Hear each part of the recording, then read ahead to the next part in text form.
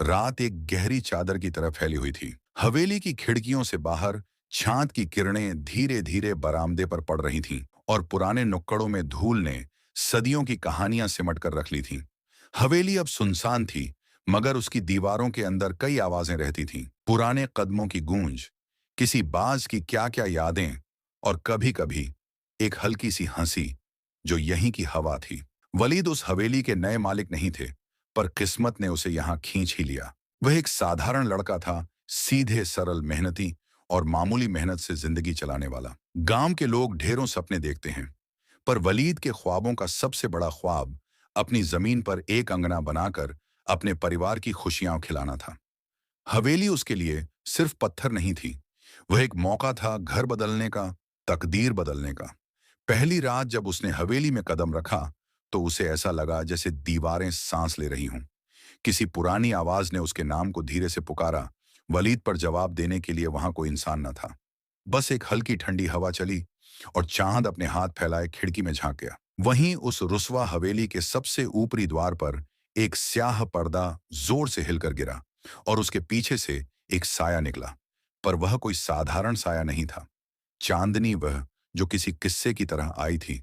उसकी आंखों में चांद की चकाचौंध और किस्मत की नमी दोनों समेटे हुई। उसकी चाल में हवेली का पुराना नूर था और उसकी आवाज किसी गीत की तरह थी जो पुरानी यादों को जगाती थी। कौन हो तुम? वलीद ने कांपती आवाज में पूछा। उसका दिल सीने से थपकी मारता था, डर और अजीब सी चाह दोनों एक साथ। चांदनी ने हंसकर कहा, नाम मायने नहीं रखता, पर मैं वो हूं जिसे ये दीवारें सालों से याद करती आई हैं। उसकी आंखों में कुछ ऐसा चुभा कि वलीद खुद को रोक न सका। उसके सारे फसाने उसके और चांदनी के बीच बिना पलक झपकाए बिखरने लगे। दिनों की वो पहली मुलाकात नहीं थी जो जुड़ती चली गई। यह तो किसी किस्म की परीक्षा थी। चांदनी ने उसे रोज बहाने से आवाजों में पुकारा, उसे बचपन की तरह देखकर चिढ़ाया और अक्सर उसकी रक्षा की, बिना किसी वजह के, बस इसलिए कि वलीद ने एक बार उसकी पीड़ा पर आंखें झुकाई थीं। एक रात जब बुजदिल हवाली के दरवाजे पर एक गुमराह शख्स आया और चांदनी को अपशब्दों से घेरने लगा, तो वलीद कांटे बिना उस पर टूट पड़ा। वहां जो हुआ वही कहानी की नींव बन गई। वलीद ने उस दिन न सिर्फ हिम्मत दिखाई, बल्कि अपनी जान की बाजी भी लगाई। चांदनी ने उसकी जांच थामी और कहा, तुमने मेरी परख सही की, तुम में वही कुछ है जो मैं ढूंढती आई थी। वलीद ने सोचा कि यह बस एक जज्बाती लम्हा है, पर चांदनी की निगाहों में अब एक ठहराव था, एक पैमाना जो किसी अलग कायनात से चला आता था। मैं तुम्हें कुछ देना चाहती हूँ, उसने धीरे से कहा, कुछ ऐसा जो तुम्हारी तकदीर बदल दे। वलीद ने कसकर सिर हिलाया, पर उसकी समझ में ना आया कि किसी अलौकिक का साथ लेना उतना सरल भी हो सकता है या कितना खतरनाक। चांदनी ने अपनी हथेलियां उसके दोनों होंठों पर रखीं, ठंडी पर जिंदा, हवा में जैसे किसी ने तार छेड़ दिए हों। मेरी रूह का एक हिस्सा, उसने कहा, मैं तुम्हें आधा अपना कर दूंगी। मेरा वजूद तुम्हारे अंदर भी बस जाएगा, ताकि तुम उस दुनिया में भी चल सको जहां मेरा घर है। वलीद के भीतर एक अंधेरा सा फैल गया। वह जानता था कि इंसान बनकर इंसाफ नहीं कर पाएगा और जिन की दुनिया में उतरना जोखिम से खाली न था। पर उसकी आंखों में अपने परिवार की तस्वीरें चमक रही थीं। माँ की सर्द आंखें, बहनों की जरूरतें और उन सपनों की परतें जिन्हें वह टूटते नहीं देखा चाहता था। उस वक्त उसने चांदनी का हाथ थामा, न डर कर बल्कि भरोसे के साथ। रात ने उसका बदन थाम लिया और चांदनी ने अपनी रूह का आंचल धीरे धीरे उसके अंदर सिकोड़ दिया। एक मीठा दर्द, एक गर्म उजास जो हड्डियों के बीच तक उतर गया। वलीद को लगा मानो उसकी सांसों में नया संगीत समा गया हो। उसकी आवाज कुछ बदल गई। उसकी चेष्टा में अब एक अजब सी ठहराव थी। सुबह जब वलीद उठा तो उसे अपनी मुंह से कुछ नए शब्द निकले, कुछ नए ख्वाब आए। उसकी आंखों पर एक अलग सी चमक थी। वह अब वही साधारण लड़का नहीं रहा था। गांव के लोगों ने कहा कि उसकी ठोड़ी पर शान आ गई और किसी ने फुसफुसाकर कहा, लगता है वलीद के भाग्य में अब कोई नूर समाया है। चांदनी ने उसकी तरफ देखा और मुस्कुराकर कहा, हमने हिम्मत की थी और अब जो आने वाला है वह तुम्हारे लिए, हमारे लिए और उस आने वाली पीढ़ी के लिए नियत है। जो बच्चा तुम्हारे और मेरे बीच जन्म लेगा वो दुनिया की रूहों से कुछ सीख लेकर आएगा। उसकी आंखों में समंदर होगा, दिल में हिम्मत और बातों में एक ऐसी मिठास कि लोग आफताब समझते रहेंगे। वलीद ने उससे वादा किया, ना सिर्फ अपना बल्कि अपने पूरे घर का, कि वह चांदनी को न कभी अकेला छोड़ेगा और न उसकी कद्र से आंख फेर पाएगा। और चांदनी ने उसे अपना नाम दिया, एक ऐसा नाम जो हवेली के आगे पीछे अब गूंजता रहेगा। रात खत्म हुई, पर कहानी अभी शुरू हुई थी। हवेली की दीवारों ने एक नया राज गले लगा लिया, एक राज जो आने वाले लम्हों में प्यार, जादू और एक अनोखे बच्चे की दास्तान लिखेगा। हवेली की टूटी हुई खिड़कियों से भीतर घुस आया था, पर हवेली के भीतर आज कुछ बदल चुका था। हवा में नमी नहीं, एक नई गर्माहट थी। दीवारों पर हल्की सी सुनहरी परत चमक रही थी, जैसे किसी ने रात में यहां दीप जलाए हों। वलीद आईने के सामने खड़ा था। कल की रात का हर लम्हा उसकी आंखों में बार बार घूम रहा था। वो ठंडी हवा, चांदनी की हथेलियां और वो नूर जो उसके सीने में उतर गया था। उसने हाथों को देखा, उन पर हल्का सा सुनहरा निशान था, जैसे किसी ने रोशनी की लकीर खींच दी हो। ये क्या है, उसने बुदबुदाकर कहा। पीछे से एक परिचित आवाज गूंजी, ये निशान नहीं, मेरी मौजूदगी है। वलीद मुड़ा। चांदनी वहां खड़ी थी। इस बार वो पहले से ज्यादा खूबसूरत लग रही थी, जैसे चांद की रोशनी उसके बालों में फंस गई हो। वो मुस्कुराई और हवेली की हवा में फिर वो पुरानी मीठी गंध फैल गई, कस्तूरी, गुलाब और बारिश की मिट्टी की मिली-जुली खुशबू। वलीद ने कहा, क्या अब तुम हमेशा यहीं रहोगी? चांदनी ने धीरे से सिर हिलाया। मैं तो अब तुम्हारे अंदर हूं वलीद, हवेली की तरह मैं अब तुम्हारे दिल में बस गई हूं। उसका हाथ वलीद के सीने पर गया और वलीद को महसूस हुआ जैसे उसका दिल सिर्फ उसकी आवाज पर धड़क रहा हो। वो दोनों बरामदे की ओर चले। बाहर बारिश की हल्की फुहारें गिर रही थीं, पुराने पेड़ों की शाखें झूम रही थीं और हवेली का सबसे पुराना दरवाजा, जो सालों से बंद था, धीरे धीरे अपने आप खुल गया। ये दरवाजा तो सदियों से बंद था, वलीद ने हैरत से कहा। चांदनी ने कहा, हर हवेली में दो दरवाजे होते हैं, एक जो दुनिया की तरफ खुलता है और एक जो किस्मत की तरफ। आज तुम्हारा दूसरा दरवाजा खुला है। दरवाजे के पीछे पुराने कागजों, रजिस्टरों और नक्शों का अंबार पड़ा था। वलीद ने धूल झाड़ी तो एक पुराना मोहरदार दस्तावेज दिखा। उस पर लिखा था, हवेली ए चांदनी, मालिक खान बहादुर सलीमुद्दीन, 1894। और उसके नीचे धुंधली स्याही में एक अजीब नाम लिखा था, रूहे चांदनी, आधी जिन आधी इंसान। वलीद की सांसें थम गईं। तो तुम वही चांदनी हो? वो मुस्कुराई। हाँ वलीद, जब ये हवेली बनी थी तब मैं इसके मालिक की रूह की रक्षक थी, लेकिन इंसानी लालच ने मुझे बांध दिया और मैं हवेली की दीवारों में कैद हो गई। 100 साल से मेरा कोई नहीं था, जब तक तुम नहीं आए। वलीद ने दस्तावेज को सीने से लगा लिया। अब ये हवेली मेरी नहीं, हमारी है, चांदनी ने मुस्कुराकर कहा। और अब इस हवेली में जो जन्म लेगा वो हमारी दोनों दुनियाओं का वारिस होगा। उस पल हवेली के ऊपर बिजली गिरी, मगर बिना शोर के। बस चारों तरफ एक नीली रोशनी फैल गई।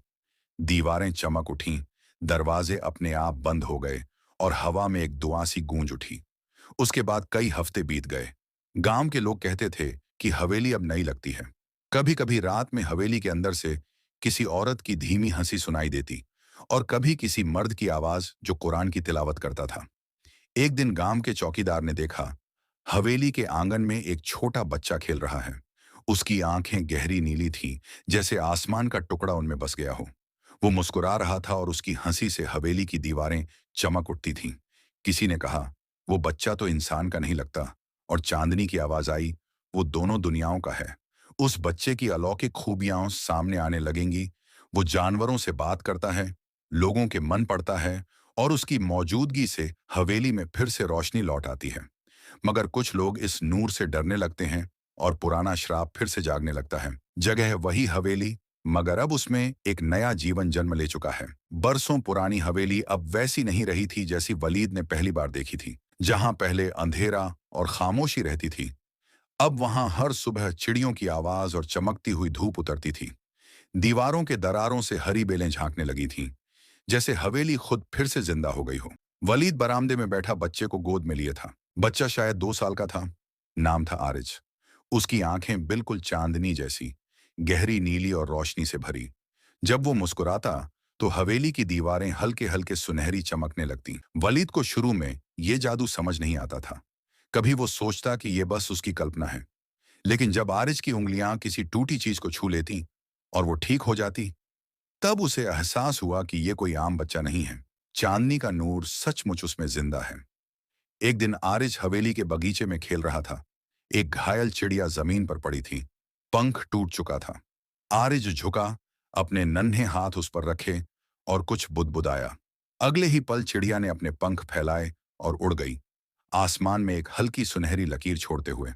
वलीद दूर से ये सब देख रहा था। उसकी आंखें भीग गईं। मेरे रब, ये तो वही नूर है जो कभी चांदनी में था। रात को जब हवेली में शांति छा गई, चांदनी फिर आई, धुएं और रोशनी के बीच से, बिल्कुल वैसे ही जैसे वो पहली बार आई थी। अब उसके चेहरे पर पहले जैसी ठंडी रौनक नहीं थी, बल्कि एक माँ जैसी नरमी थी। वो अब हमारा नहीं, दुनियाओं का बच्चा है, वो बोली। उसकी रगों में इंसान का लहू और जन्नाती रूह दोनों बहती हैं। लोग उससे डरेंगे। वलीद ने उसके पास जाकर कहा, अगर वो दोनों दुनियाओं का है तो क्या वो तुमसे मिल सकता है? चांदनी मुस्कुराई। वो मुझे हर रात देखता है। जब वो सोता है, मैं उसके ख्वाबों में उतरती हूँ। लेकिन जब तक वो बड़ा नहीं हो जाता, मैं उसके सामने नहीं आ सकती, वरना दुनियाओं का संतुलन बिगड़ जाएगा। बातों के दौरान हवेली की हवा में ठंडक फैल गई। बरामदे के बाहर पेड़ों की पत्तियां खुद ब खुद हिलने लगीं और फिर एक अजनबी आवाज सुनाई दी, भारी, गहरी और खुरदरी। तो वो झिंझादी अब भी जिंदा है। वली चौंक उठा। वो आवाज हवेली के बाहर से आई थी। दरवाजे पर एक बुजुर्ग मौलवी खड़े थे, जिनका नाम गांव में सब मौलाना अब्दुल हकी के नाम से जानते थे। उन्होंने हवेली की तरफ इशारा किया। इस घर में कुछ है जो इंसानों का नहीं। उस बच्चे से दूर रहो वलीद, वो इस दुनिया के लिए नहीं बना। वलीद ने शांत आवाज में कहा, वो मेरा बेटा है मौलवी साहब, और उसका कोई गुनाह नहीं। मौलवी ने बस इतना कहा, फिर भी याद रखो, जब जिनकी औलाद जिंदा रहती है, पुराने श्राप फिर से जागते हैं। इतना कहकर वो हवेली की दीवार को कुरान की आयत से छुआ और बिना पीछे देखे चले गए। उनके जाते ही हवेली की हवा में एक हल्की कड़कड़ाहट गूंजी, जैसे कोई पुराना दरवाजा अपने आप हिल उठा हो। वलीद ने देखा, दीवार पर फिर वही निशान उभर आया था जो पहली रात चांदनी ने उसके हाथों पर छोड़ा था। इस बार वो नीले रंग का था और उसके आसपास छोटे छोटे बिजली के चिन्ह नाच रहे थे। वो समझ गया, कहीं ना कहीं हवेली के अंदर कोई पुरानी ताकत फिर से हिल रही है। चांदनी की आवाज आई, वक्त आ गया है वलीद। पर झारिम की लाल आंखें और तेज जलने लगी। हवेली की फर्श पर दरारें पड़ने लगी। दीवारों से हवा निकलने लगी, जैसे खुद इमारत दर्द से कराह रही हो। उसी वक्त चांदनी का पूरा नूर एक रोशनी के गोले में बदल गया और वलीद व आरिज को घेरे में ले लिया। वलीद, सुनो, ये श्राप सिर्फ एक तरीके से टूट सकता है। अगर हमारे नूर और तुम्हारे खून का मिलन उसी हवेली में हो जहां मैं पहले बंधी थी, तभी झारिम का नाम हमेशा के लिए मिटेगा। वलीद ने कहा, तो फिर मुझे वहां ले चलो। हवेली के सबसे पुराने हिस्से में, जहां दीवारें हजारों दरारों से भरी थीं, वो दोनों पहुंचे। आरिज ने अपनी नन्ही हथेलियां आसमान की ओर उठाई, नीली रोशनी फैलने लगी और हवेली की छत पार कर आकाश में पहुंच गई। बेटा, चांदनी की आवाज कांप रही थी, अब तेरा वक्त आ गया है। अपने अंदर के नूर को पहचानो। आरिज ने आंखें बंद की।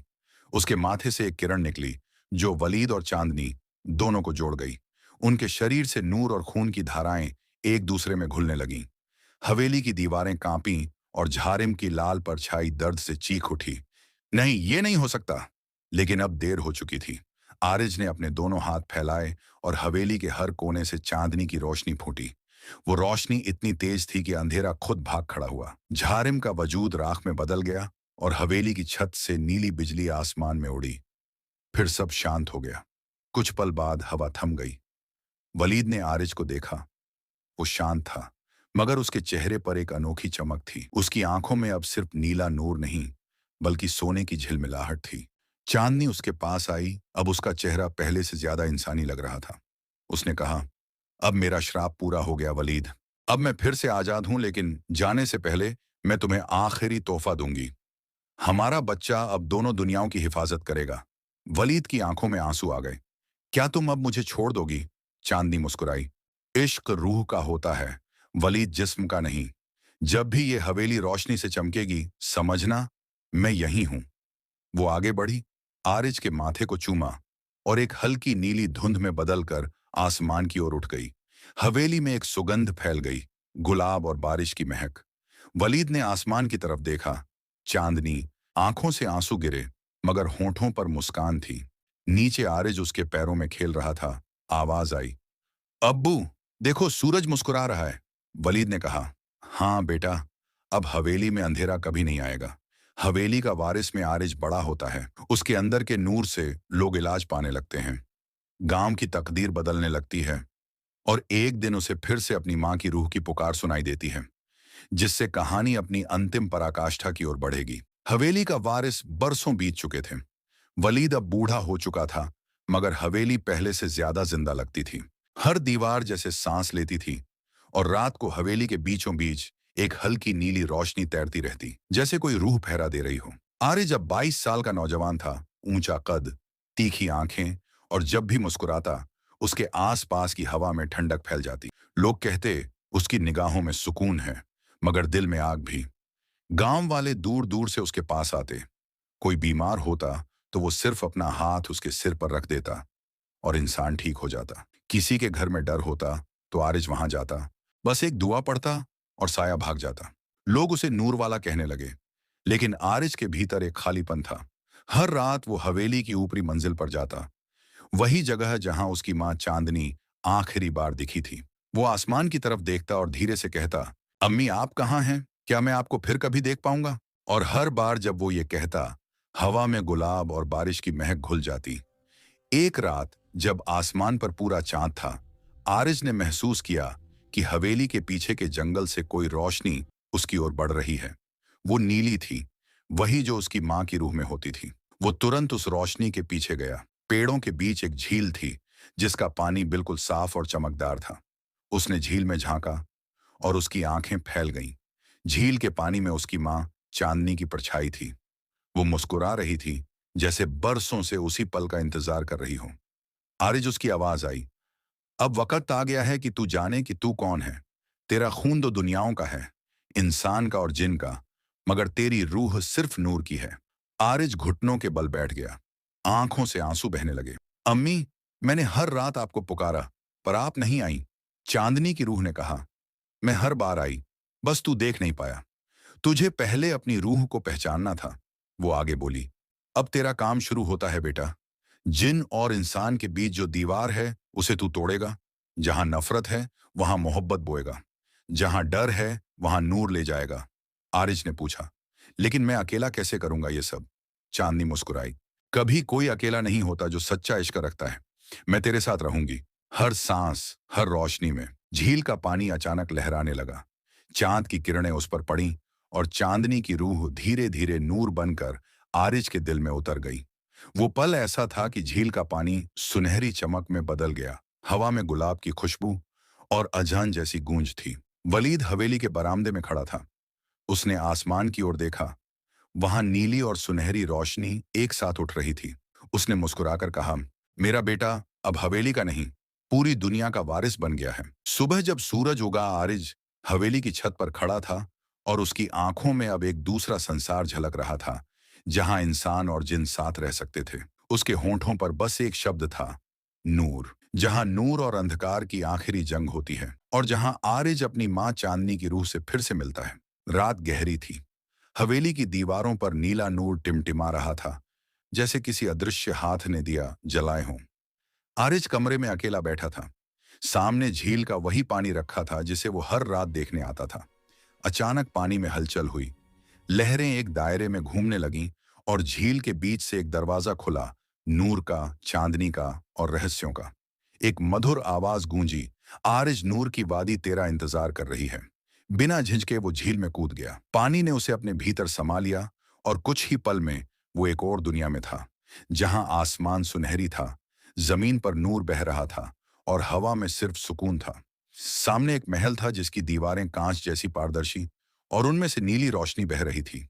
वहीं उस नूर के बीच चांदनी खड़ी थी, पहले से ज्यादा उजली, पहले से ज्यादा खूबसूरत।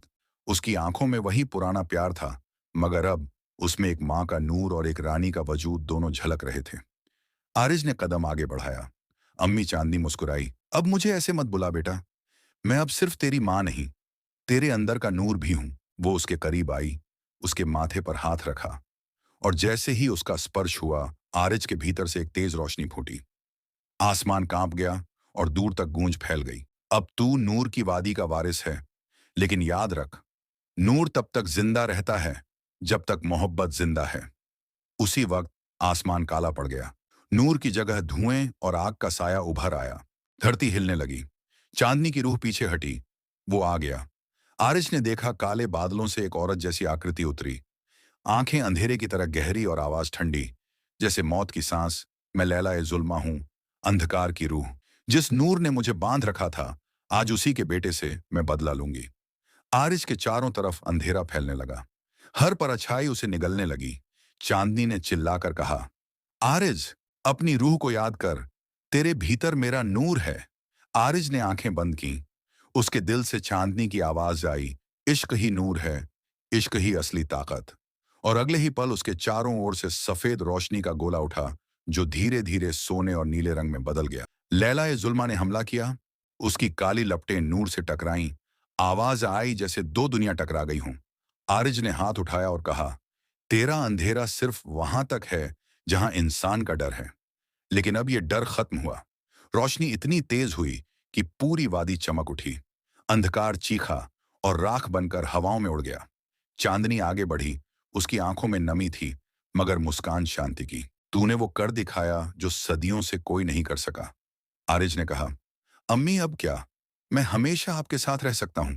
वो बोली, हर बार जब तू किसी का डर मिटाएगा, मैं तेरे पास रहूंगी। और जिस दिन तू सच्चा इश्क पाएगा, मैं तेरे दिल में फिर जिंदा हो जाऊंगी। फिर वो रोशनी बनकर आसमान में उठी, धीरे धीरे हवा में घुल गई और वादी में बस उसकी महक रह गई, गुलाब, बारिश और नूर की। आरिज ने आसमान की ओर देखा। होंठों पर एक मुस्कान आई। इश्क ही नूर है और मैं उसी का वारिस हूं। वादियों में शांति थी। नूर की धाराएं अब भी जमीन से बह रही थीं, लेकिन हवाओं में एक नया एहसास था, जैसे कोई अनकही धड़कन इस संसार में उतर आई हो। आरिज अब नूर की वादी का रक्षक था, मगर उसके दिल में एक अधूरी हलचल थी, कुछ जो हर रात झील के किनारे ले जाती, जहां उसकी मां की रूह आखिरी बार नजर आई थी। एक रात जब आसमान पर पूरा चांद था, हवा में हल्की सी गुलाब की खुशबू फैली और झील के पानी में एक नया चेहरा उभरा। वो लड़की थी, सफेद लिबास में, बाल खुले हुए, आंखों में नूर और हल्की सी उदासी। वो झील के पार खड़ी थी, मगर उसकी परछाई आरिज के बहुत करीब लग रही थी। आरिज ने धीरे से पूछा, कौन हो तुम? उसने मुस्कुराकर कहा, मैं वो हूं जिसे तूने मुक्त किया था लैला, जो कभी अंधकार की रूह के वश में थी। आरिज पीछे हटा। लैला ए जुल्मा? वो बोली, हाँ वही, मगर जब तेरे नूर ने मुझे राख बनाया, उस राख से मैं फिर जिंदा हुई एक इंसान के रूप में। अब मैं तेरे नूर से जुड़ी हूं और शायद तेरी किस्मत से भी। उसकी आवाज में एक अजीब खनक थी, जैसे कोई गीत जो दिल के भीतर बजता हो। आरिज के भीतर कुछ पिघलने लगा। वो झील के पानी पर चला और उसके सामने जा पहुंचा। अगर तू इंसान है, आरिज ने कहा, तो तेरा होना यहां कैसे मुमकिन है? लैला ने उसकी आंखों में देखा, क्योंकि तेरी मां ने मुझ में नूर का हिस्सा छोड़ा था, ताकि तू फिर से मोहब्बत को पहचान सके। उनके बीच की हवा हल्की सी चमकने लगी। झील का पानी सुनहरी हो गया। दोनों के बीच कोई शब्द नहीं, सिर्फ नजरों का मिलना और रूहों का जुड़ना। आरिज के हाथ ने अनजाने में आगे बढ़कर उसका हाथ थाम लिया। उस पल दोनों के चारों ओर रोशनी का गोला बन गया। उनकी सांसें एक जैसी हो गईं, दिल की धड़कनें एक ही ताल में। चांदनी की दूर से आती फुसफुसाहट गूंजी, यही है असली नूर का मिलन, जब दो रूहें बिना शरीर के बंधन के एक हो जाएं। लैला की आंखों से आंसू बह निकले। अब मैं फिर अंधकार में नहीं लौटना चाहती। आरिज ने उसका चेहरा थामा। अब तू वहीं रहेगी जहां नूर है मेरे साथ। जैसे ही उसके शब्द खत्म हुए, आसमान में बिजली चमकी, मगर इस बार वह विनाश की नहीं, बल्कि एक नई दुनिया के जन्म की थी। वादियों के फूल खिल उठे, हवेली की दीवारों से नूर की लहरें उठीं और झील का पानी आकाश की ओर बह चला। अब आरिज और लैला दोनों साथ खड़े थे, एक इंसान और एक नूरानी रूह, जो मिलकर अब नूर की वादी और हवेली दोनों के रक्षक थे। सालों बाद लोग कहते हैं, जब चांद पूरा होता है तो हवेली की झील में दो परछाइयां नजर आती हैं, एक आरिज की और एक लैला नूर की। कहते हैं उनकी सांसों से नूर बहता है और जो भी उस झील के किनारे दुआ मांगता है, वो कभी खाली हाथ नहीं लौटता।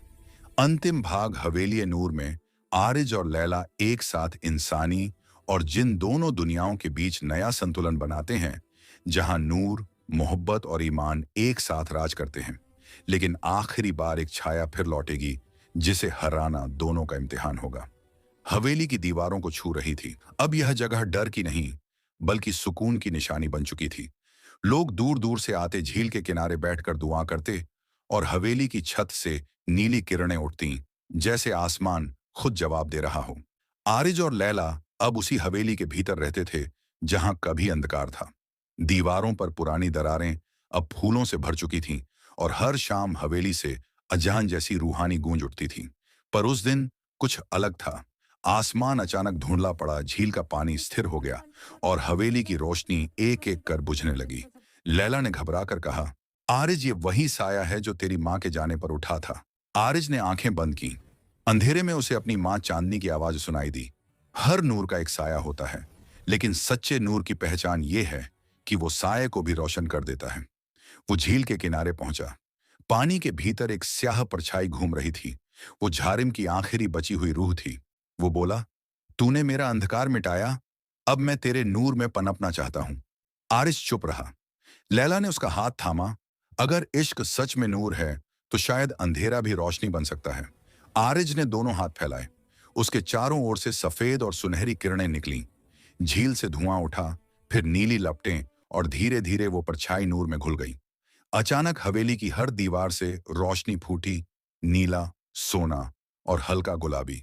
आवाज आई, नूर का वारिस अब पूरा हो गया है। आसमान से बारिश की पहली बूंद गिरी। लैला ने हाथ फैलाकर कहा, देखो, अब ये हवेली सिर्फ हमारी नहीं, ये दुआओं की जगह बन गई है। आरिज ने मुस्कुराते हुए जवाब दिया, इश्क जब पाक हो तो हवेली भी मस्जिद बन जाती है। वो दोनों झील के पास खड़े थे। आसमान में इंद्रधनुष जैसा नूर फैल गया। आरिज ने कहा, अब न कोई अंधेरा बचेगा, न कोई डर। लैला ने उसकी तरफ देखा और न कोई जुदाई।